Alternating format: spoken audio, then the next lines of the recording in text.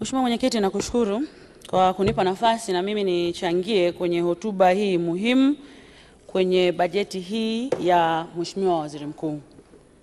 Mheshimiwa Mwenyekiti, nianze kwa kusema nilikuwa nimejipanga kuchangia siku ya jana, na Mheshimiwa Naibu Spika aliposema twende tukatafakari bajeti hii akawa amenivuruga kidogo hivi, lakini nilipofika nyumbani baada ya kusoma kwa kina hotuba hii yenye kurasa 103 ambazo Mheshimiwa Waziri Mkuu ametumia masaa mawili kuisoma, nilielewa kwa nini Mheshimiwa Naibu Spika alisema turudi nyumbani tukatafakari.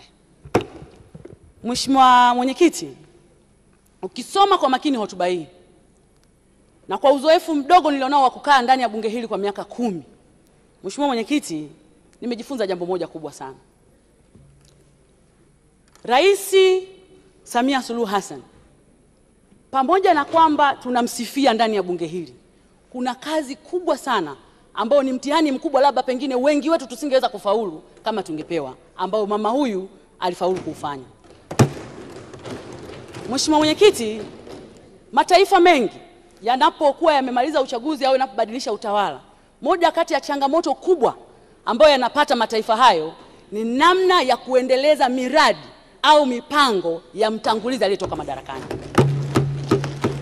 Ukiangalia hotuba ya Mheshimiwa Waziri Mkuu na ukarejea hotuba mbalimbali kwa miaka 5, 6, 10 iliyopita, unaona namna ambavyo Mheshimiwa Rais ameonyesha sio tu dhamira ya dhati, lakini ameonyesha commitment ya hali ya juu kuhakikisha kwamba mipango ya watangulizi wake inakamilika. Mheshimiwa Mwenyekiti, na kwa kuonesha commitment hiyo, kabla sijaanza kutaja mipango hiyo, mama huyu ametupa dira kwa kusema kwamba na isitokee tena ndani ya nchi hii utawala ukibadilika mipango inabadilika. Akaamua kutengeneza wizara maalum, wizara ya mipango, akatengeneza tume maalum ya mipango, akamweka Profesa Kitila Mkumbo na anko wangu pale Mheshimiwa Nyongo wasimamie wizara ile kuhakikisha mipango ya nchi hii inayopangwa kwa miaka 25, miaka 50 itatekelezwa pamoja na kubadilika nyakati mbalimbali za mamlaka. Mheshimiwa Mwenyekiti, nianze tu na upande wa nishati. Lile bwawa la Stiegler's, Mheshimiwa Mwenyekiti, mipango yake ilianza kufanyika tangu miaka ya 60. Watangulizi wake walihangaika kutekeleza, wakahangaika na kuhangaika, lakini hivi tunavyozungumza leo, Mheshimiwa Mwenyekiti, mitambo yote 9 imeshawashwa chini ya usimamizi wa Dr. Doto Mashaka Biteko. Turbine zote zimewaka, vijiji vyote 10,000 na kitu vimewashiwa umeme. Na Mheshimiwa Mwenyekiti, haya yatokee hivi hivi, ni lazima uwe na kiongozi ambaye anasimamia shughuli hizi zitekelezwe, sio mwingine, ni Mheshimiwa Waziri Mkuu Kassim Majaliwa. Mambo haya hayatokei kama muujiza. Mheshimiwa Mwenyekiti, ukienda Wizara ya Kilimo, Mheshimiwa Mwenyekiti, tulikuwa mbungeni tunaongelea bajeti ya bilioni 200. Leo tunaongelea 1.3 trillion. Kaka yangu Bashi anasimamia, Waziri Mkuu anakimbizana nao kila siku, anaangalia namna ambavyo miradi inatekelezwa. Mheshimiwa Mwenyekiti, yani chini ya uongozi wa Waziri Mkuu, kiongozi wa shughuli za serikali bungeni, leo sisi Tanzania tunajivunia tumeagiza ndege ya kuua ndege, yani ndege kwa maana ya aeroplane, ya kuua ndege wale waharibifu, ya kupulizia dawa. Mheshimiwa Mwenyekiti, haya mambo yatokee hivi hivi, ni lazima uwe na viongozi makini kusimamia. Mheshimiwa Mwenyekiti, nimesoma hotuba ya Waziri Mkuu hapa, ukurasa wa 60 ngapi, anasema kwenye Wizara ya Maji ndani ya mwaka mmoja visima 925, wastani kila jimbo moja la uchaguzi limepata visima 5 ndani ya mwaka mmoja vya maji. Hivi mimi ni nani leo Mheshimiwa Mwenyekiti nishinde kuunga mkono hotuba ya Mheshimiwa Waziri Mkuu? Mimi ni nani? Nitakuwa sina uchungu na nchi. Kina mama wametuliwa ndoo kichwani. Mimi Salome nilikuwa pale Shinyanga, tunafuata maji kilomita 13, maji ya kunywa na maji ya kutumia.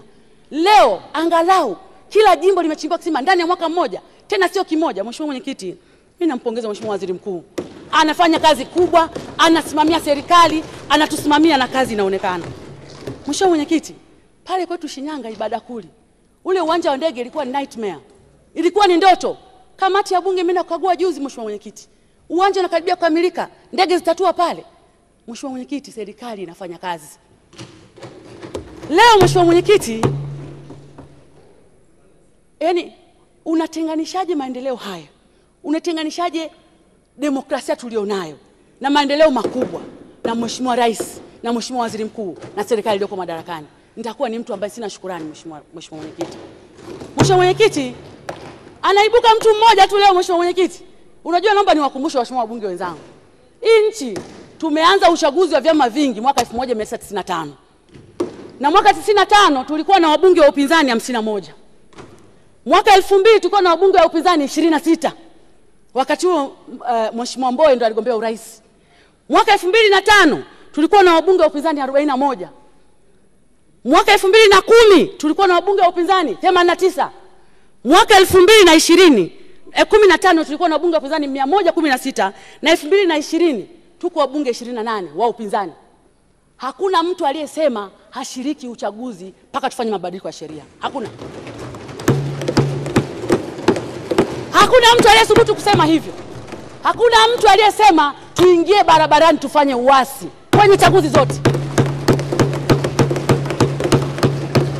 Leo Mheshimiwa Mwenyekiti, kuna mtu mmoja aliyekuwa na tamaa ya urais ameukosa kwa sababu anajua Samia amefanya kazi, anataka kumwaga mboga, anataka kumwaga ugali na maji ya kunawa. Hatuwezi kukubali. Hatuwezi kukubali. Ukweli ni kwamba kwa namna ambavyo mazingira ya uchaguzi yamewekwa, kwa namna ambavyo wameruhusiwa kufanya mikutano ya hadhara, kwa namna ambavyo wametumia vibaya nafasi yao ya kufanya haki ya demokrasia, wamegundua kwamba wakishiriki uchaguzi huu hawapenyi, ndio bana wameweka mpira kwa pani.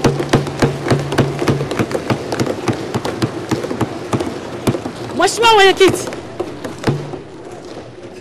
miaka yote, awamu zote 6 ambazo tumeshiriki uchaguzi kwenye nchi, awamu zote CCM ni ile ile, katiba ya nchi ni ile ile, tume ya uchaguzi imeboreshwa mwaka jana. Wanaweka mpira kwa pani. Hii haikubaliki. Nataka niseme, unaweza kusema yote kwenye nchi, lakini mimi Salome Makamba ni Msukuma wa Shinyanga. Sina pa kwenda. Pasipoti nimepewa na bunge ya kusafiria kwenda nje ya nchi. Sina pa kwenda. Mama yangu, familia yangu haina pa kwenda. Hatuwezi kuhamasisha uasi kwenye nchi hii.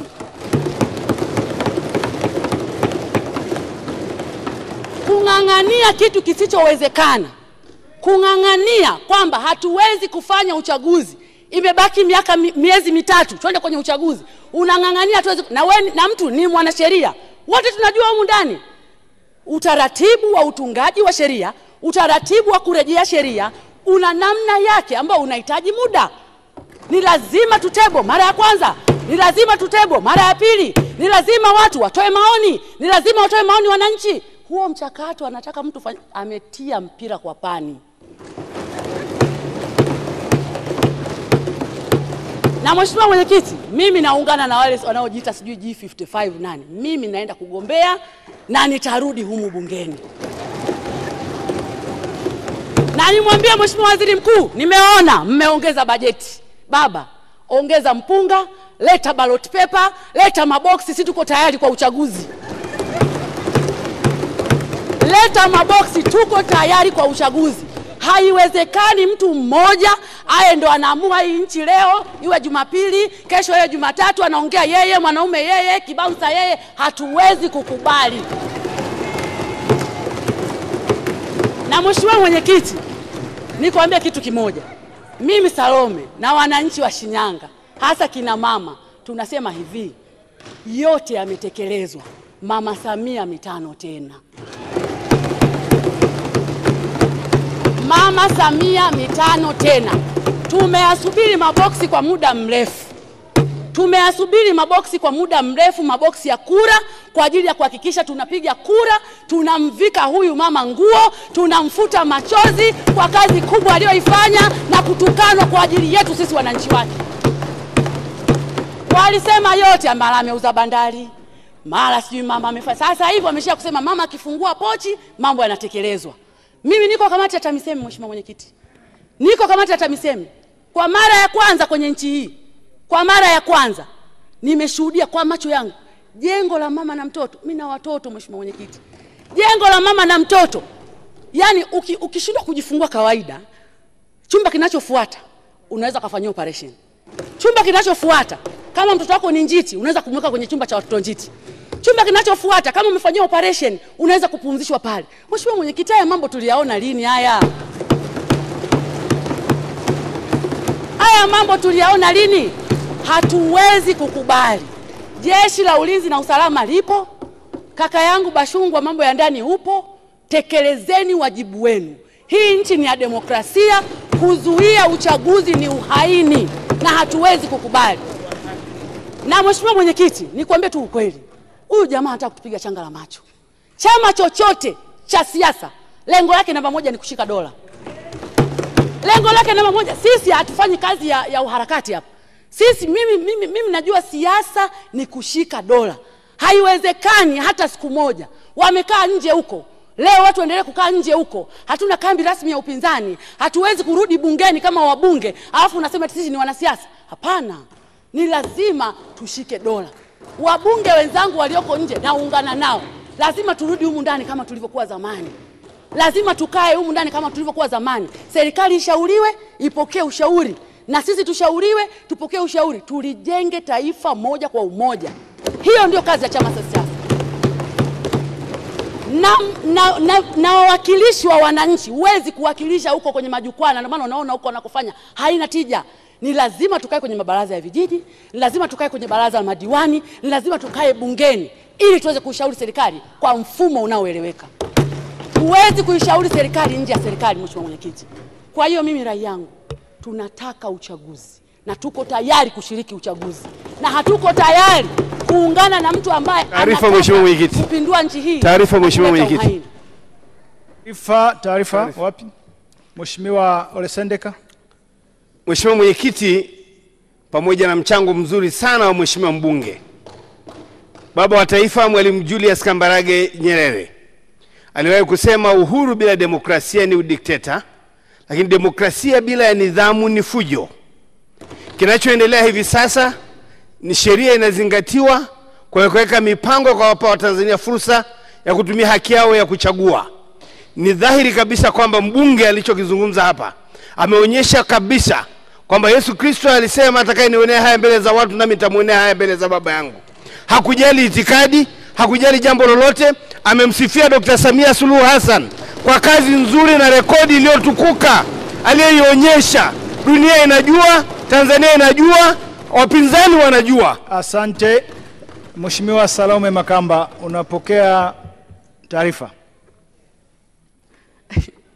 Mheshimiwa mwenyekiti, mimi hiyo taarifa naipokea. Kazi namba moja ya chama cha siasa ni kushika dola. Huwezi kushika dola kwa kwenda kwenye vyombo vya habari. Huwezi kushika dola kwa kwenda kwenye mikutano kwenda kuwaambia watu wafanye uasi na uhaini. Unashika dola kwa kushiriki chaguzi huru na za haki. Unashika dola kwa kuhamasisha watu waende kupiga kura. Unashika dola kwa kuwa na ushawishi kwa vyombo vinavyotoa maamuzi ndani ya nchi hii. Na kwa kufanya hivyo ndiyo njia sahihi ya kueleza yale ambayo unatamani yafanyike ndani ya nchi yako. Na tofauti na hapo, mheshimiwa mwenyekiti, ni kinyume na katiba na ni uasi na ni uhaini kwenye nchi yetu. Nakushukuru sana mheshimiwa. Asante sana Mheshimiwa Salome Makamba kwa mchango wako wa kizalendo kabisa. Nimuite sasa Mheshimiwa Aida Kenan, atafuatiwa na Mheshimiwa Hamida Mohamed Abdalla. Mheshimiwa Neema Mwandabila ajiandae. Mheshimiwa mwenyekiti, nakushukuru kwa nafasi. Na nichukue nafasi hii kumshukuru Mwenyezi Mungu mwingi wa rehema aliyenijalia uzima kusimama tena kwenye bunge lako tukufu. Mheshimiwa mwenyekiti, lakini niwashukuru sana wananchi wangu wa jimbo la Nkasi Kaskazini kwa ushirikiano mkubwa ambao wamekuwa wananipatia. Lakini imani kubwa walioijenga kwangu kuwa mwanamke wa kwanza katika historia ya nchi yetu na mkoa wetu wa Rukwa kuchaguliwa kuwa mbunge wa jimbo la Nkasi Kaskazini. Na imani hiyo nimeilinda na nitaendelea kuilinda. Mheshimiwa mwenyekiti, Lakini nimshukuru Mheshimiwa Waziri Mkuu kwa ziara aliyoifanya kwenye mkoa wetu na jimbo langu. Ziara zote ambazo amekuwa anazifanya Waziri Mkuu ni ziara zenye tija, zenye maagizo, na unaona faida ya ziara anazokuwa anazifanya. Kwa hiyo upande wa kumsaidia Mheshimiwa Rais na yeye kama mtendaji mkuu wa serikali, kiukweli viatu hivyo vimemtosha na amevitendea haki, na ameitendea haki nafasi hii. Mheshimiwa Mwenyekiti, pamoja na mema mengi ambayo yalifanyika kwenye ziara yake, nina mambo machache ya kushauri. Kabla sijaenda kwenye kushauri, jana amekamatwa Mheshimiwa Mwenyekiti wa Chadema, Mheshimiwa Tundu Antipas Mugwai Lissu, amekamatwa Ruvuma. Tungependa serikali, kwa kuwa yule ni kiongozi mkuu wa chama kikuu cha upinzani, taarifa za kukamatwa kwake na sababu ziwekwe hadharani, wa Tanzania wazijue, na haki itendeke kama Mtanzania mwingine. Taarifa Mheshimiwa. Taarifa. Asante sana Mheshimiwa Mwenyekiti. Naomba nimpe taarifa Mheshimiwa mdogo wangu Kenan, mbunge wa Nkasi. Kwa kweli ningekuwa mimi nafasi yako, nisingesimama kumsemea kiongozi asiye na heshima kama yule. Nisingethubutu. Kiongozi huyo nawe muite wewe ni kiongozi, mimi nimemshangaa. Yaani badala ya kuongea na wananchi mambo ya msingi, ameenda kupeleka matusi na kuwadharau wananchi wa Nyasa kwa kuwasemea matusi ya viongozi wao. Akome kabisa. Taarifa. Mheshimiwa Aida Kenan, taarifa kutoka kwa Mheshimiwa Esther Manyanya. Mheshimiwa Mwenyekiti, nimuombe tu mama yangu. Nimelelewa, nimefundishwa. Yule ni mama yangu na amekuwa mkuu wangu wa mkoa wa Rukwa. Ni wajibu wangu kama mbunge, na nimesimama kuiambia serikali haki itatendeka. Mimi naamini na historia nchi yetu endelee kujengwa ya amani na utulivu. Kama kuna kosa limefanyika, liwekwe hadharani kosa lilolifanya na sababu za kukamatwa. Mheshimiwa Mwenyekiti, naomba niendelee. Endelea na mchango wako. Mheshimiwa Mwenyekiti, pamoja na mambo mengi yaliyofanyika na serikali, nina ushauri kwenye mambo kadhaa. Jambo la kwanza, Mheshimiwa Waziri Mkuu, mwaka jana, mwaka juzi tumezungumza juu ya usafiri wa Ziwa Tanganyika. Tumelisema kwa kina kwenye vitabu tunasomwa kila mwaka. Mheshimiwa Waziri Mkuu, Ziwa Tanganyika, uwekezaji ambao serikali imeweka kwenye bandari, hakukuwa na sababu leo tuzungumzie ukosefu wa usafiri wa uhakika wa Ziwa Tanganyika. Mheshimiwa Waziri Mkuu, tunawezaje kuwekeza bandari ya Kabwe, bandari ya Kasanga, bandari ya Kipili, bandari ya Kalema, alafu usafiri haupo kwenye Ziwa Tanganyika? Tulitaka kuachivu nini kwenye hizo fedha tulizowekeza? Mheshimiwa Waziri Mkuu, ushauri wangu, MV Liemba ni meli ambayo imeharibika muda mrefu sana. MV Mongozo, sababu zake ukiziona, hakukuwa na sababu ya kukaa zaidi ya miaka 8. Leo tuitegemea wananchi wa mkoa wa Rukwa. Kwenye hotuba yako ambayo inatoa mwelekeo wa nchi, tujue sisi wanarukwa ambao tunaamini uchumi wetu unatokana na mazao tunayolima, ikiwemo mpunga na mahindi. Watu wa Kongo wanategemea mazao kutoka Tanzania. Tunasafirisha kwa njia gani? Na Mheshimiwa Waziri Mkuu, ili eneo kumekuwa na changamoto kubwa. Kila siku tunapoteza ndugu zetu kwa usafiri usiokuwa rasmi. Tunawezaje kupeleka meli mpya, iwe ni 2 au 3, kwenye ziwa moja, wakati Ziwa Tanganyika ambalo tungewekeza kwa kina ingesaidia uchumi wa mkoa, lakini uchumi wa taifa? Mheshimiwa Waziri Mkuu, leo kutueleza habari tu ya ukarabati kuchukua muda wote huu, naamini wanarukwa hatujatendewa haki. Na tumechoka kulia. Je, wananchi wetu kunani kupoteza maisha, biashara wanazozifanya kwa usafiri wanaotumia? Natamani kwenye hitimisho lako utueleze wanarukwa Kigoma na Katavi hatima ya usafiri wa uhakika wa Ziwa Tanganyika. Meli mpya ni lini tutapata, lakini hizo za ukarabati tu ni lini zitakamilika, ili tuweze kuinua uchumi wetu wa mkoa wa Rukwa.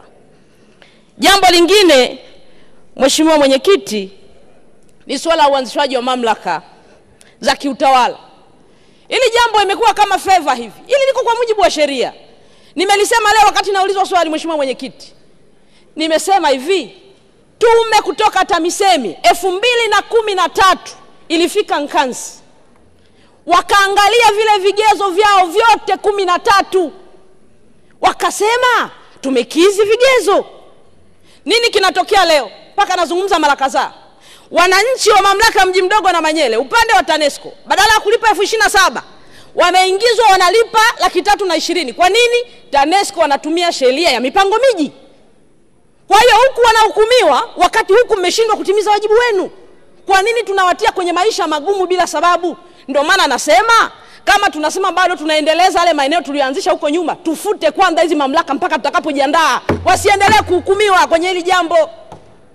Ukiwaangalia maisha yao ni ya kawaida, lakini TANESCO wanatumia sheria ya mipango miji. Na hili eneo sio na Manyele tu. Niwaombe serikali, Mheshimiwa Waziri Mkuu, nilishaleta mpaka kwako document ikiwa imekamilika. Tume mlizoziandaa zimekuja kule. Kama hatujaamua leo kutoa halmashauri ya mji wa Manyele, tukafute ile mamlaka mji mdogo waendelee kuishi kama zamani. Ili tuache kuimba huu wimbo. Na Mheshimiwa Mwenyekiti, tunapozungumza haya, pamoja na kwamba lipo kisheria, nakubaliana kwamba kuna maeneo ambayo lazima waendeleze au majukumu mengine ya kimaendeleo. Sasa kama ndivyo, kipaumbele chetu ni nini kama taifa? Hebu afikiri, mkoa wa Rukwa kutoka mwaka 1984, kaangalieni halmashauri ziko ngapi? Mbona wengine wana halmashauri nyingi alafu na nini chache? Mikoa mingine mnaionaje? Tunaamini kuanzisha hizi mamlaka ni kupeleka huduma kwa Watanzania. Sasa kama kuna shida imejitokeza hivi karibuni, kwanza sheria yenyewe ile tuibadilishe ili tujue kwamba saa hizi kuongeza maeneo ya kiutawala ni favor au mtu amue tu kwamba inakaaje. Mheshimiwa Mwenyekiti, jambo lingine, natambua jitihada za serikali upande wa kilimo. Na eneo hili limefanya vizuri sana kwa kuongeza bajeti, lakini hata utendaji wake. Leo wakulima baada ya kuweka ruzuku kwenye mbolea wameongeza tija sasa kilimo chao. Nataka kushauri jambo moja hapa. Mwaka jana wakati amekuja Mheshimiwa Rais kwenye jimbo langu, alisimama kama kiongozi wa nchi na kusikiliza kilio cha wananchi. Nikamweleza juu ya changamoto ya bei, aliongeza bei pale. Sasa hatuwezi kuwa tunasubiri mpaka aje kiongozi ndio tuzungumze changamoto ya bei. Mheshimiwa Waziri Mkuu, unajua kila mwaka lazima tuje kwako. Kuna changamoto ya bei ya mahindi. Sasa waziri wako wa kilimo anafanya kazi nzuri. Mbolea imekwenda, watu wamezalisha. Tunachotaka ni uhakika wa masoko ya wananchi wetu. Na sasa tunaenda kwenye msimu wa mavuno. Mvua zinaendelea. Kwa hiyo mazao yataharibikia shambani. Ni wajibu wa serikali kuona namna gani na kwenda kumkomboa mkulima kama ilivyodhamiria kwa kuweka ruzuku kwenye mbolea.